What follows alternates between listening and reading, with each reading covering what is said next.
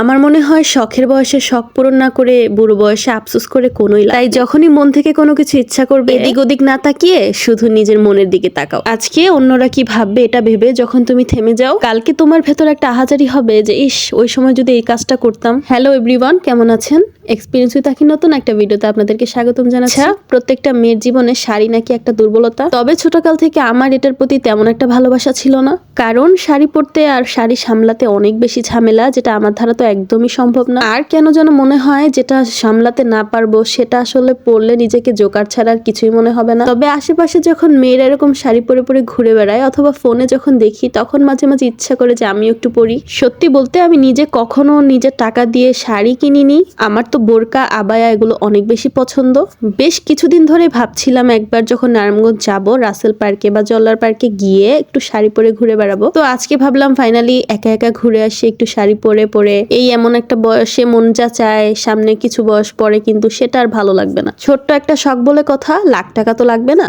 এইসব পরে কিন্তু বাচ্চা সামলানো খুবই মুশকিল, এজন্য আজকে বাচ্চাটাকে ঘুম পাড়িয়ে রেখে এসে পড়েছি। খুব টেনশন হচ্ছিল, উঠে গেলে তো আমার মার অবস্থা খারাপ। আপনাদেরকে তো রাসেল পার্ক দেখালাম, এখন দেখাবো জল্লার পার লেক, যেটাতে হচ্ছে আমি গতকাল একটা ভিডিও দিয়েছিলাম যেখানে চাপটির একটা ভিডিও ছিল। সেই ভিডিওটা কিন্তু ভালোই মানুষ দেখেছে। আসলে নিজের শহরের প্রতি একটা আলাদা ইমোশন কাজ করে। আমি যতই চেষ্টা করি না কেন আস্তে আস্তে বিকেল হয়ে যায়, বিকেল গড়িয়ে সন্ধ্যা পড়ে যাচ্ছে। ঘরের কাছাকাছি এত সুন্দর প্রাকৃতিক দৃশ্যওয়ালা একটা জায়গা হলে আর কি লাগে বলেন। আমি তো এখানে থাকলে রোজ একবার করে আসতাম। আমি তো মরুভূমির মতো শহরে থাকতে থাকতে একদম যান্ত্রিক টাইপের হয়ে গিয়েছি, এজন্য এখানে আসলে প্রাণ ভরে বাঁচি। আর নারায়ণগঞ্জ শহরের আধুনিকতা আমাকে সবসময় মুগ্ধ করে। সত্যি বলতে সৌন্দর্য আর আধুনিকতা হচ্ছে প্রাকৃতিক পরিবেশ, সুন্দর লেক আর এই যে আশেপাশের পরিবেশ, এগুলোকেই বোঝায়।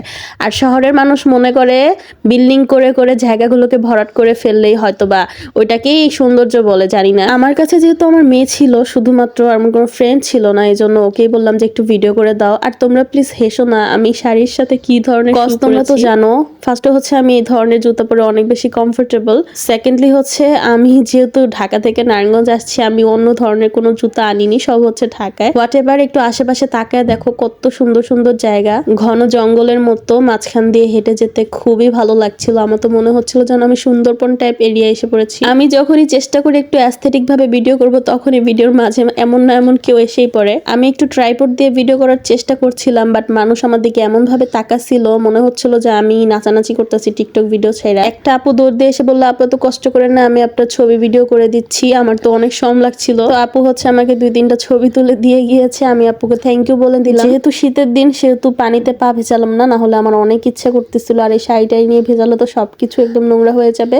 আমাদের ছোটবেলায় আমরা এরকম পুকুরে নেমে কত যে সাঁতার কেটেছি, এখন তো আশেপাশে কোনো পুকুরই দেখা যায় না, সবগুলো হচ্ছে ভরাট করে করে বিল্ডিং বাড়ি তৈরি করে ফেলেছে। তবে যারা নারায়ণগঞ্জে এত সুন্দর সুন্দর জায়গাগুলোকে তৈরি করেছে তাদের জন্য অনেক থ্যাঙ্কস।